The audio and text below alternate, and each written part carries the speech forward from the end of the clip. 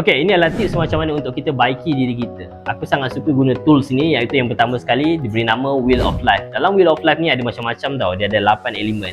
One of it adalah tentang mind, body dan juga soul.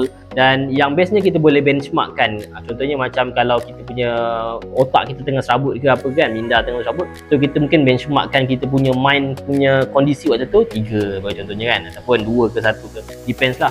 So benda tu kita boleh tengok ukur setiap hari tau. Maksudnya kat sini kita boleh tengok mungkin hari ni kita punya physical kita 5, esok mungkin kita nak improve lagi. Okay, mungkin skill kita ni 5 ni, kita nak improvekan lagi, esok ni kita nak improve 6. Dan dekat situlah daripada Wheel of Life tu kita akan tengok yang mana yang 3 benda yang kita nak terus baiki serta-merta.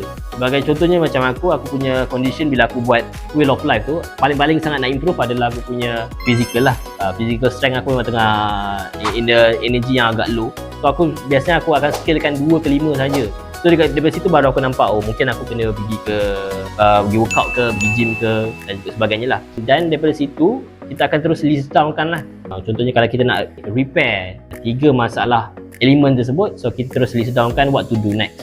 Jadi itulah cara dia yang paling senang and very straightforward, macam mana untuk kita improve diri kita day by day. Korang boleh buat Wheel of Life ni. Aku akan sediakan template dia tu, korang boleh DM untuk dapatkan template tersebut.